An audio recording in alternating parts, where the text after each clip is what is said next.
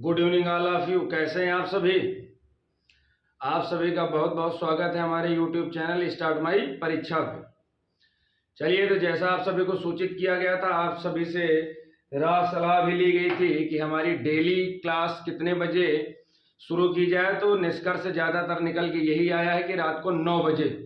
तो लीजिए, हम आप सभी के बीच अपनी 9 बजे वाली श्रृंखला को लेकर हाजिर हो गए हैं। तो आज से डेली रात को 9 बजे हमारी एक क्लास आपके पास पहुंचेगी। किसी दिन लाइव क्लास, किसी दिन रिकॉर्डेड फॉर्म में क्लास भेजी जाएगी। तो आप सभी लोग अच्छे से पूरी श्रृंखला को देखेंगे और तनिक भी आपको परेशान नहीं होना है, क्योंकि हम कमेंट के माध्यम से आपके साथ पूरी क्लास में बने रहते हैं। तो जिसको कोई समस्या हो तो बिल्कुल पूछ सकता है जी। तो सभी लोग पूरी श्रृंखला को अच्छे मन से देखेंगे और डेली क्लास को टाइम से लेंगे। अब आपको बताना ना पड़े, डेली आज से हमारी एक क्लास डेली आपके पास 9 बजे 30 से 35 मिनट की श्रृंखला होगी। डेली रात को 9 बजे हमारी एक क्लास आप तक पहुंचेगी।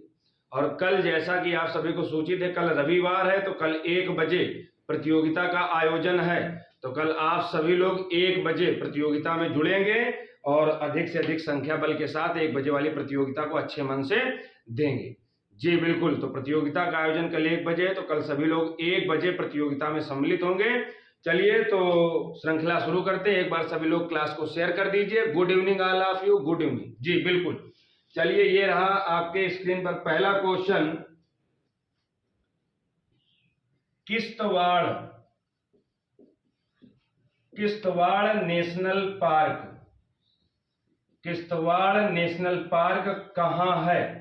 जल्दी से बताइए। आप लोगों को पता होगा, बहुत से लोगों को हमने बताया। जल्दी जवाब दीजिए, किश्तवाड़ नेशनल पार्क कहाँ है? जल्दी जवाब दीजिएगा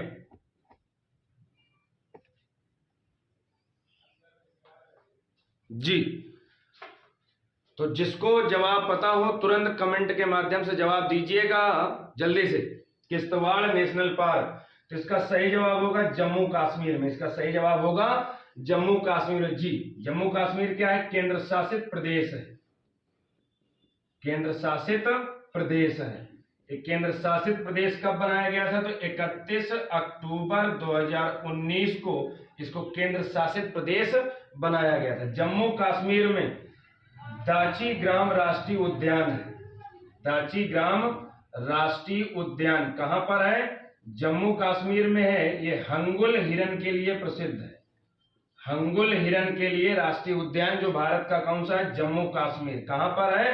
दाची ग्राम के नाम से जम्मू कश्मीर जी। बिल्कुल, चलिए अगला क्वेश्चन देखते हैं। फटाफट सभी लोग जवाब देंगे। अगला क्वेश्चन, क्योंकि छोटी सी श्रृंखला होगी तो ज्यादा समय बिताए बिना जल्दी जवाब देंगे सभी लोग। अगला क्वेश्चन है, सिकरी देवी, सिकरी देवी वन्यजीव अभ्यारण्य, वन्यजीव अभ्यारण्य कहां स्थित है? बताइएगा जल्दी से। सिकरी देवी, कहीं कहीं शिकारी देवी रहता है। सिकरी देवी वन्यजीव अभ्यारण्य, जल्दी जवाब दीजिए। 5 सेकंड का टाइम रहेगा, जल्दी जवाब दीजिए। 5 सेकंड बाद तुरंत आपको हम जवाब बता देंगे। शिकारी देवी वन्यजीव अभ्यारण्य कहां है? तो याद रखना, ये हिमाचल प्रदेश में। कहां पर है? हिमाचल प्रदेश में। काहे के लिए प्रसिद्ध है? तो कस्तूरी मृग के लिए। काहे के लिए? तो कस्तूरी मृग के लिए प्रसिद्ध है सिकरी देवी वन्यजीव अभ्यारण्य जी। बिल्कुल, एक बार क्लास को सभी लोग शेयर कर दें, अधिक से अधिक संख्या बल में जुड़े। सारे क्वेश्चन बड़े महत्वपूर्ण हैं, मन लगा के जवाब दीजिए जिसको पता हो, वरना देखते चलिए, नोट करते चलिए। अगला क्वेश्चन जी। बिल्कुल, अगला question, Devika bridge, Devika bridge स्थित है। देविका ब्रिज कहां पर स्थित है? जल्दी जवाब दीजिए। बार बार आपसे नहीं कहेंगे। 5 सेकंड का टाइम है। 5 सेकंड के बाद तुरंत उत्तर हम बता देंगे। देविका ब्रिज, तो देविका ब्रिज स्थित है आपके जम्मू कश्मीर में। देविका ब्रिज कहां पर है? जम्मू कश्मीर में जी। बिल्कुल, चलिए अगला क्वेश्चन देखते हैं जी। अगला क्वेश्चन, बच्चा नगमा नृत्य, बच्चा नगमा नृत्य किस राज्य से संबंधित है? बच्चा नगमा नृत्य बताइएगा। तो इसका सही जवाब होगा जम्मू कश्मीर। बच्चा नगमा नृत्य जम्मू कश्मीर। जम्मू कश्मीर का एक और नृत्य कौन सा है? रऊफ। कौन सा नृत्य है? रऊफ। जी बिल्कुल रऊफ जी। एक और नृत्य है डमहल। एक नृत्य और कौन सा है? डमहल। जी बिल्कुल याद रखना भैया जी। तो रऊफ, डमहल या बच्चा नगमा नृत्य जम्मू कश्मीर। रऊफ को ही रूफ कहते हैं कहीं कहीं पर जी। चलिए अगला क्वेश्चन।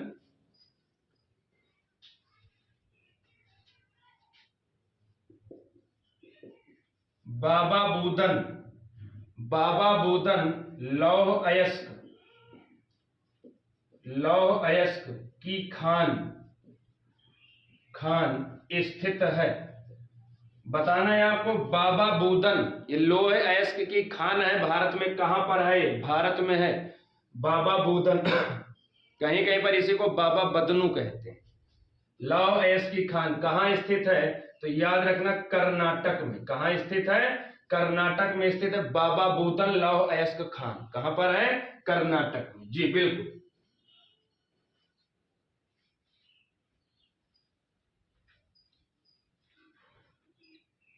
चलिए अगला क्वेश्चन।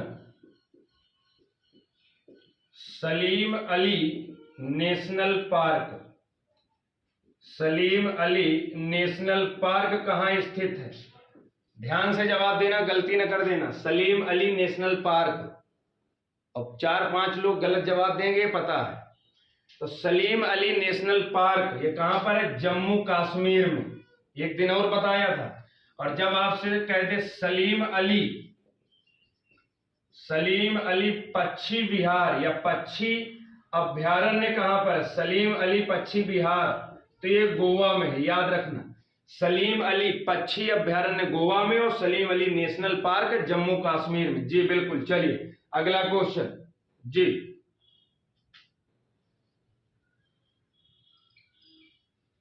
जी बिल्कुल अगला क्वेश्चन।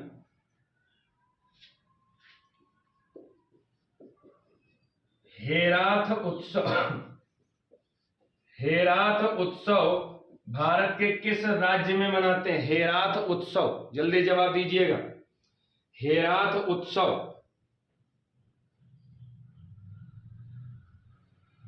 तो हेराथ उत्सव ये मनाते हैं भारत के जम्मू कश्मीर में। कहां पर मनाते हैं? जम्मू कश्मीर। एक और याद रखना बटुकनाथ, बटुकनाथ पूजा कहां पर की जाती है? तो जम्मू कश्मीर में।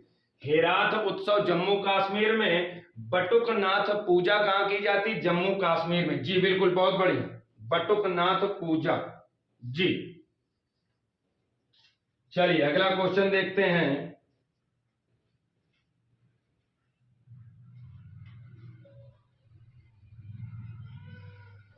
जी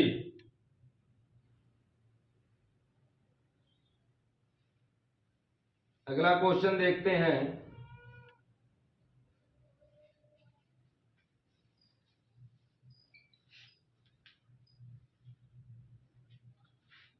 पेरियार, पेरियार मेमोरियल,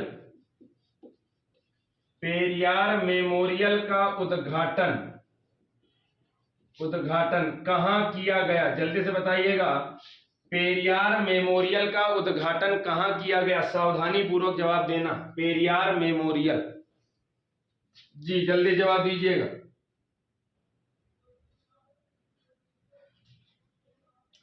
तो इसका सही जवाब होगा तमिलनाडु। बहुत सारे लोग धोखा खा गए ना। पेरियार लगा है तो ज्यादातर जब पेरियार मिलता है तो केरल होता है, लेकिन क्योंकि केरल की नदी है पेरियार, लेकिन पेरियार मेमोरियल का हाल ही में उद्घाटन किस राज्य में किया गया? तो तमिलनाडु में। तमिलनाडु में सांडों की दौड़ होती है। तमिलनाडु राज्य में सांडों की दौड़ होती है जिसको जल्लीकट्टू कहते हैं, जिसको जल्लीकट्टू कहते हैं। याद रखना जल्लीकट्टू कहां पर? तमिलनाडु में। तमिलनाडु में त्योहार होता है जिसको बोला जाता है आदिपुरम। आदिपुरम त्योहार कहां मनाते हैं? तो तमिलनाडु में। और तमिलनाडु में ही एक टाइगर रिजर्व केंद्र जिसको बोलते हैं सत्यमंगलम। सत्यमंगलम टाइगर रिजर्व केंद्र, टाइगर रिजर्व केंद्र, यहां पर क्या हुआ तो इसको TX2 पुरस्कार दिया गया है। क्या दिया गया है? TX2 पुरस्कार। ये क्या होता है? बाघों की संख्या दोगुनी करने पर टाइगर्स टाइम्स 2 पुरस्कार किसको दिया गया? सत्यमंगलम टाइगर रिजर्व केंद्र को। कहां का है? तमिलनाडु का है। TX2 पुरस्कार की शुरुआत कब हुई थी? 2010 में, 2010 में शुरू हुई थी। अभी हाल ही में तमिलनाडु के सत्यमंगलम टाइगर रिजर्व केंद्र को दिया गया है पुरस्कार। जी बिल्कुल। चलिए अगला क्वेश्चन देखते हैं जी।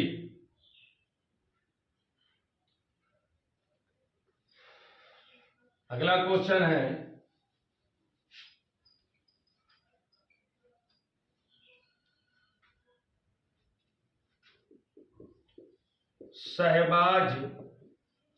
शहबाज शरीफ को किस देश का प्रधानमंत्री नियुक्त किया गया? शहबाज शरीफ को किस देश का प्रधानमंत्री नियुक्त किया गया? जल्दी जवाब दीजिए, बहुत लोगों को पता होगा। शहबाज शरीफ ये नवाज शरीफ के भाई हैं। नवाज शरीफ का संबंध कहां से है? पाकिस्तान से। तो पाकिस्तान के प्रधानमंत्री नियुक्त हुए हैं, पाकिस्तान के। कौन से नंबर के? तो याद रखना 23वें नंबर के प्रधानमंत्री हैं पाकिस्तान के। कौन? शहबाज शरीफ। पाकिस्तान की संसद का नाम national assembly. National assembly, Pakistan की संसद का नाम क्या है? National assembly. भारत और पाकिस्तान की सीमा रेखा को क्या कहते हैं? तो रेड क्लिफ रेखा। रेड क्लिफ रेखा कब खींची गई थी? 1947 में। 1947 में भारत पाकिस्तान की अंतरराष्ट्रीय सीमा रेखा को रेड क्लिफ रेखा 1947 में खींची गई थी। जी बिल्कुल। जी बहुत बढ़िया।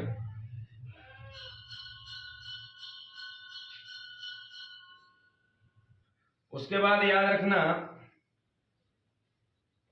पाकिस्तान के विषय में एक बिंदु और याद रखना, आपको बताया है लेकिन फिर भी याद रखिएगा जी।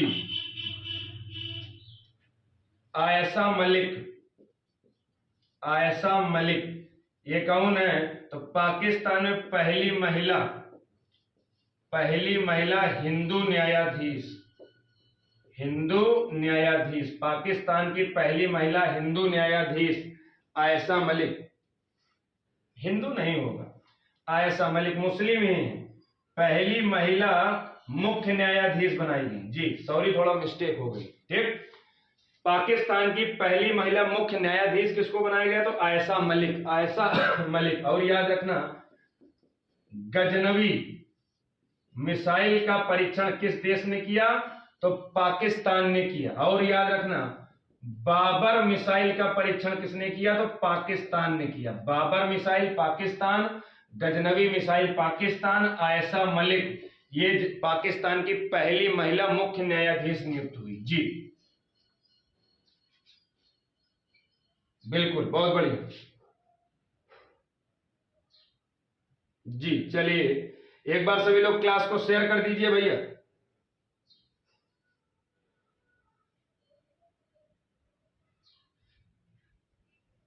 जी जल्दी से क्लास को शेयर करिए एक बार।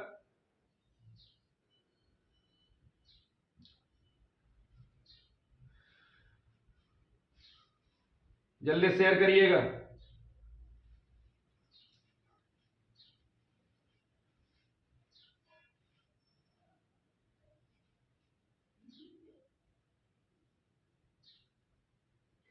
जी बिल्कुल, एक बार जल्दी इस क्लास को शेयर करिए। कौन कौन जुड़ा है श्रृंखला में एक बार कमेंट करिए। आप सभी के कमेंट देख रहे हैं, जल्दी देखिए। चलिए मिशन इंद्रधनुष में पहला स्थान पाने वाला राज्य है। जल्दी से बताइएगा। मिशन इंद्रधनुष ये काहे से संबंधित होता है? टीकाकरण से संबंधित होता है। तो पहला स्थान पाने वाला राज्य कौन सा है मिशन इंद्रधनुष के तहत, जल्दी बताइए। तो राज्य हो जाएगा उड़ीसा। क्या हो जाएगा? उड़ीसा। उड़ीसा का सबसे लंबा सेतु, उड़ीसा का सबसे लंबा सेतु कौन सा है? तो याद रखना उसका नाम है टी सेतु। कहां पर बना है? तो कटक उड़ीसा में बना है, कटक उड़ीसा में। मिशन इंद्रधनुष में पहला स्थान पाने वाला राज्य उड़ीसा, इसका संबंध है टीकाकरण से। उड़ीसा का सबसे लंबा सेतु कौन सा है? टी सेतु। कहां पर है? कटक में। जी, आप सभी को इसके विषय में बताया जा चुका है, जल्दी बताइएगा। जी बिल्कुल। और उड़ीसा में एक प्रसिद्ध झील कौन सी है? चिल्का झील। कहां पर है? तो उड़ीसा में। जी चलिए अगला क्वेश्चन बताइएगा।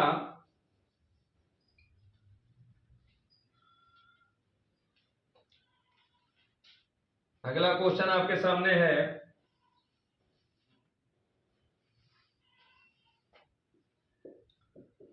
पयाल या बुग्याल, बुग्याल घास के मैदान पाए जाते हैं।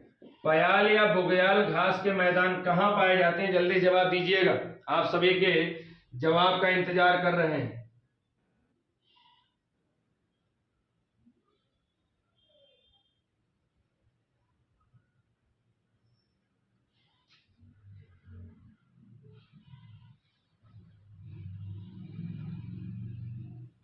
चलिए जल्दी बताइएगा, पयाल या बुग्याल तो ये घास के मैदान पाए जाते हैं उत्तराखंड में। कहां पाए जाते हैं?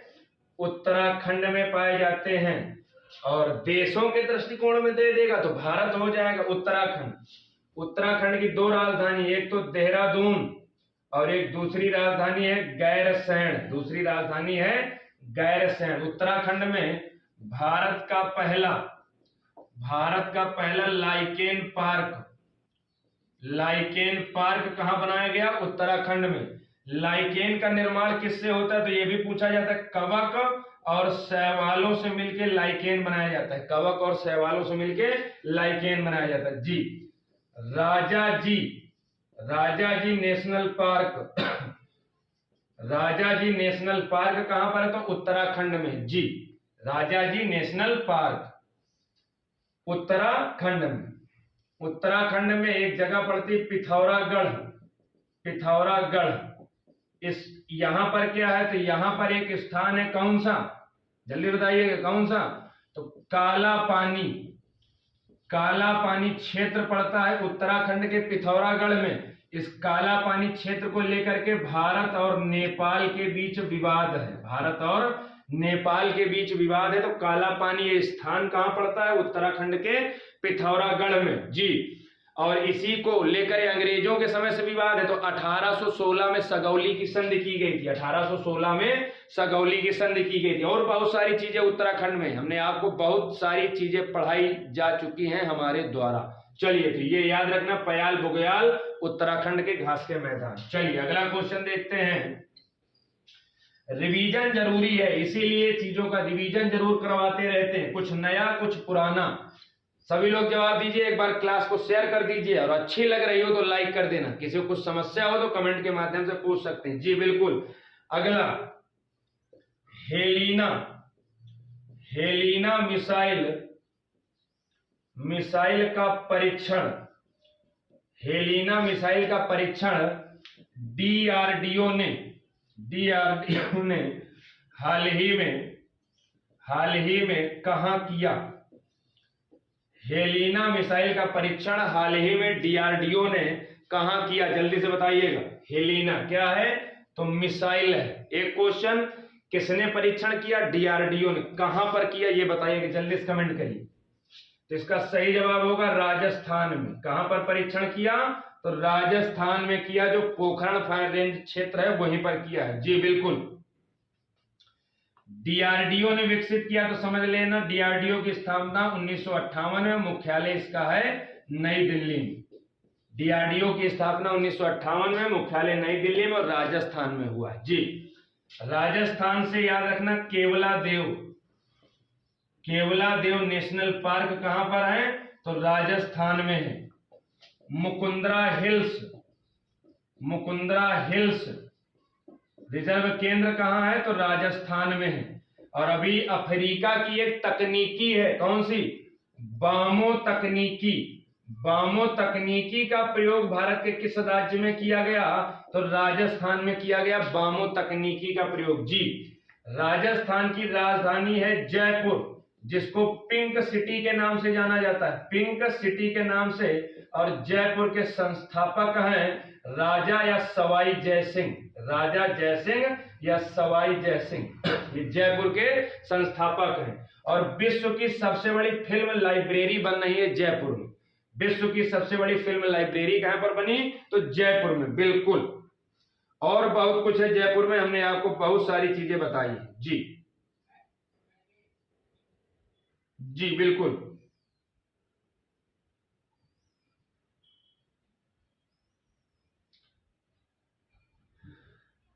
जी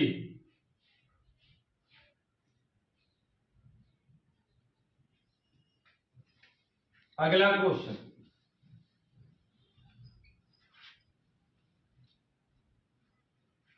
अवसर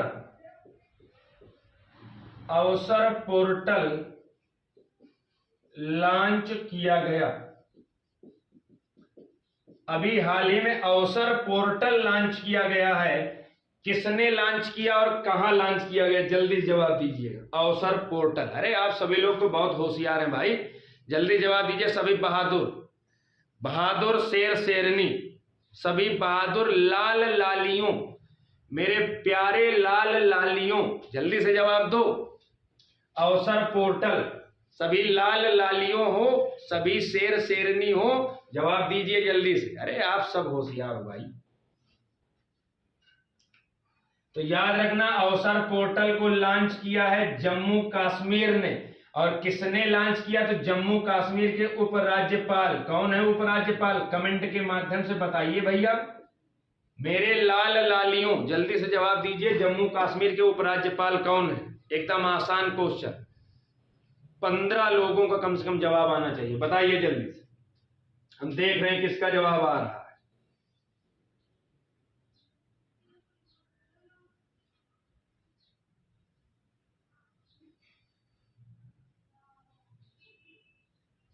अभी नहीं बताया? चलिए आया कुछ लोगों का जवाब।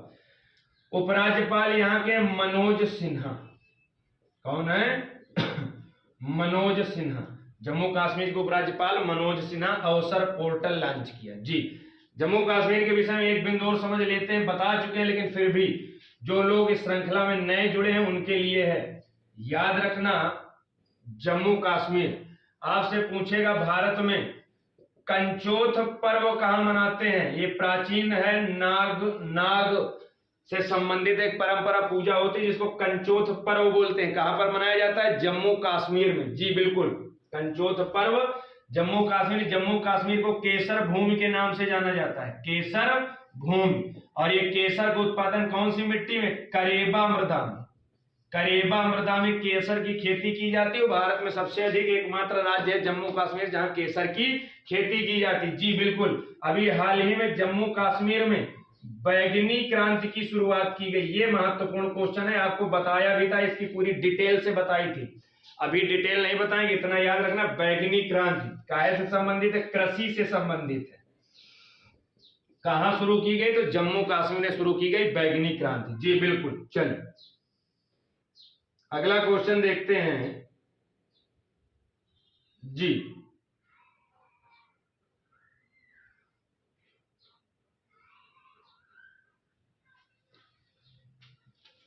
अगला क्वेश्चन है,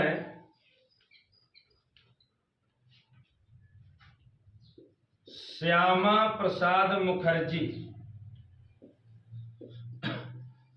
श्यामा प्रसाद मुखर्जी जिसको बोलते हैं रर्बन मिशन के तहत शीर्ष राज्य घोषित हुआ। बताइए, बड़ा महत्वपूर्ण। श्यामा प्रसाद मुखर्जी सामाजिक कार्यकर्ता थे, ग्रामीण क्षेत्र के विकास के लिए जाने जाते हैं श्यामा प्रसाद मुखर्जी। इसको रर्बन मिशन बोलते हैं, रर्बन, रूरल, ग्रामीण से संबंधित है। इसके तहत भारत का कौन सा राज्य शीर्ष राज्य घोषित किया गया? जल्दी जवाब दीजिए। आपके जवाब देखते हैं सबसे पहले किसका जवाब आता है।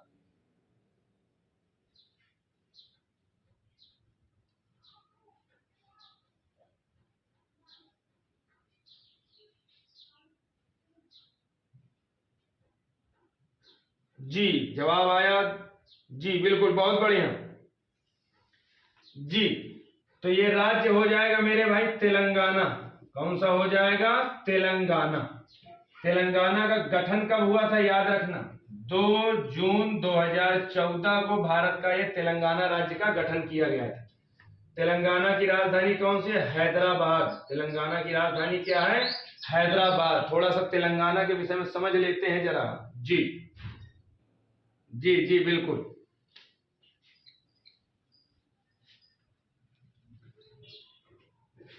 तेलंगाना, तेलंगाना में रुद्रमेश्वर मंदिर, रुद्रमेश्वर या इसी को रामप्पा के नाम से जाना जाता है मंदिर, ये यूनेस्को की सूची में शामिल किया गया, सूची में शामिल किया गया। और याद रखना यूनेस्को की सूची में शामिल होने वाले तेलंगाना का पहला स्थल है रुद्रमेश्वर मंदिर या रामप्पा मंदिर। किस वंश से संबंधित है? काकतीय वंश से, काकतीय वंश से संबंधित है ये रुद्रमेश्वर मंदिर।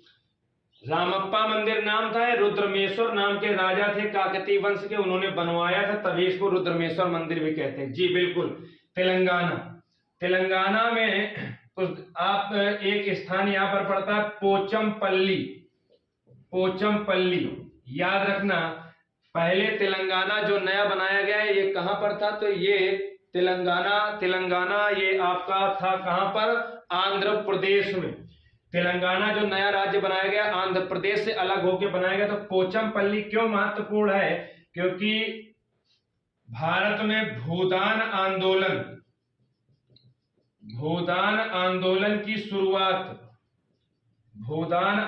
की शुरुआत पोचमपल्ली आंध्र प्रदेश से हुई थी। किसने किया था? तो 1951 में आचार्य विनोबा भावे ने किया था। भूदान आंदोलन की शुरुआत भारत में 1951 में आचार्य विनोबा भावे ने किया था। कहां से? पोचमपल्ली। ये उस समय आंध्र प्रदेश में पड़ता था, लेकिन 2014 में तेलंगाना के गठन के बाद अब पोचमपल्ली वर्तमान समय में कहां पड़ता है? तो तेलंगाना में। ऐसे क्वेश्चन पूछे जाने की संभावना बहुत रहती है, जो स्थल बदल जाते हैं, पहले कहीं और था, इस समय कहीं और है। जी बिल्कुल। चलिए अगला क्वेश्चन देखते हैं।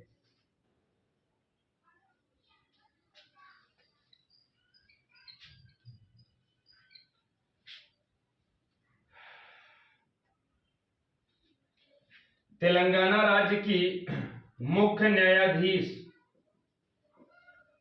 न्यायाधीश हैं हिमा कोहली। नाम महत्वपूर्ण क्यों?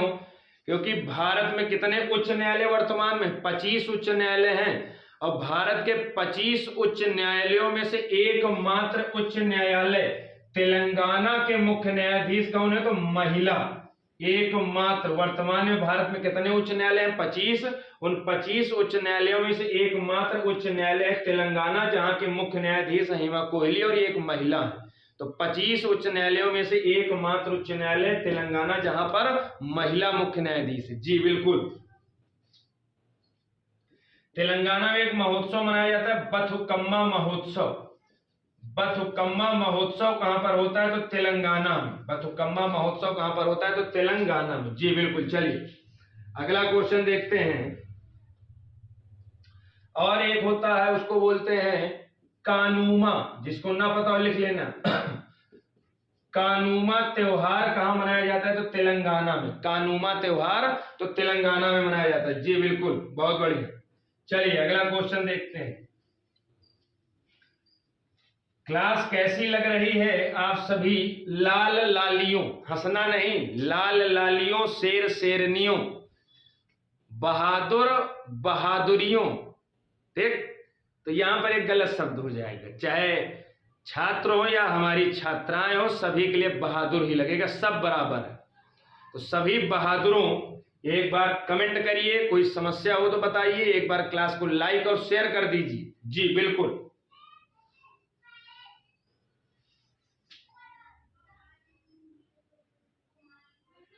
जी बिल्कुल।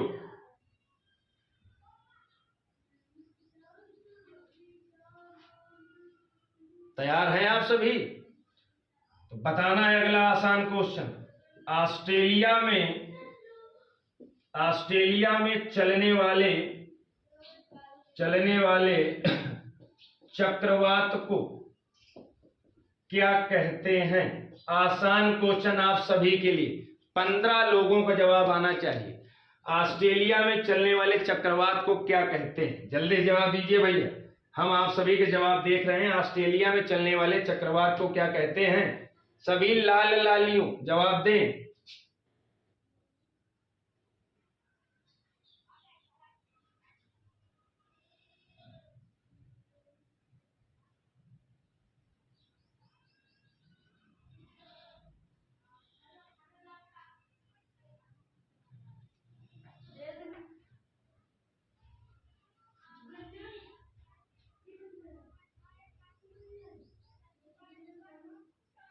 जल्दी जवाब दीजिएगा।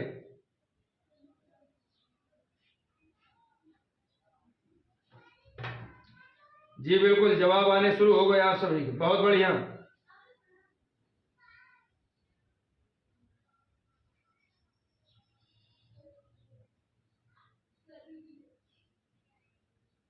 जल्दी, बहुत बढ़िया, बहुत बढ़िया। जी जी बिल्कुल।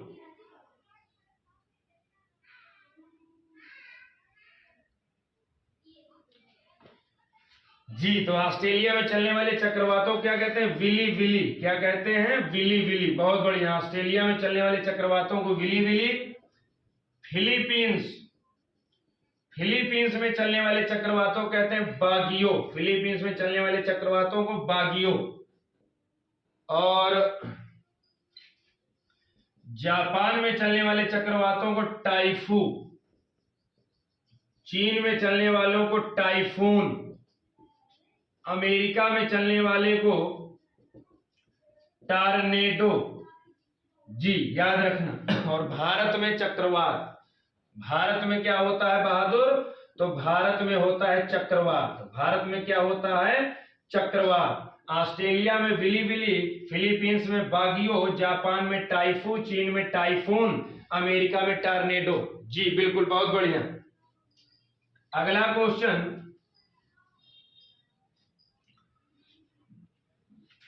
कौन सा देश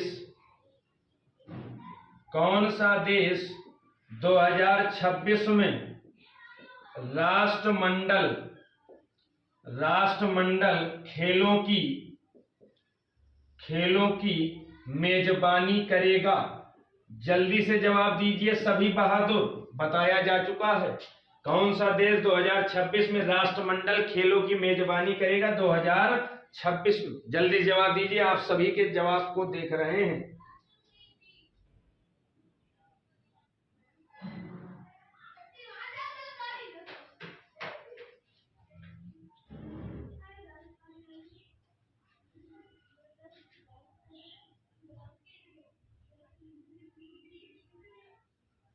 जी, तो इसकी मेजबानी करेगा ऑस्ट्रेलिया। इसकी मेजबानी कौन करेगा? ऑस्ट्रेलिया करेगा। जी बिल्कुल, याद रखना, ऑस्ट्रेलिया में पाई जाती है विश्व की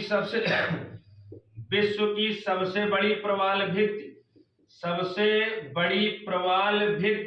प्रवाल भित्ति जिसको क्या कहते हैं? जिसको कहते हैं great barrier reef. Great barrier reef, विश्व की सबसे बड़ी अवरोध भित्ति, मूंगे की चट्टान, जिसको ग्रेट बैरियर रीफ कहते हैं, कहां पाई जाती है? ऑस्ट्रेलिया में। जी बिल्कुल, ऑस्ट्रेलिया में। याद रखना, हिलेरी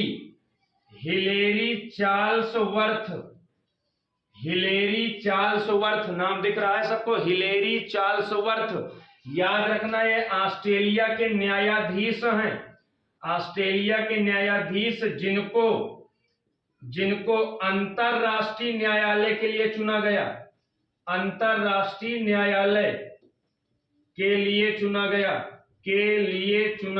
अंतरराष्ट्रीय न्यायालय के लिए चुना गया हिलेरी चार्ल्सवर्थ। महत्वपूर्ण है, याद रखना। 2026 में राष्ट्रमंडल खेलों की मेजबानी ऑस्ट्रेलिया करेगा। विश्व की सबसे बड़ी प्रवाल भित्ति ऑस्ट्रेलिया में है। ऑस्ट्रेलिया के न्यायाधीश हिलेरी चार्ल्सवर्थ को अंतरराष्ट्रीय न्यायालय के लिए चुना गया। एक क्वेश्चन से आपको 3-4 बिंदु तैयार किए गए, आप लोग कुछ सीखें, समझें बहादुरों कि कैसे तैयारी की जाती है, एक क्वेश्चन से रिलेट कर करके कैसे पढ़ा जाता है। जी बिल्कुल, अंतरराष्ट्रीय न्यायालय एक बिंदु यहां पर आ गया। बहुत से लोगों को पता होगा, जो नए जुड़े हैं उनके लिए है, और आपका भी रिवीजन हो जाएगा। जरा याद रखिएगा,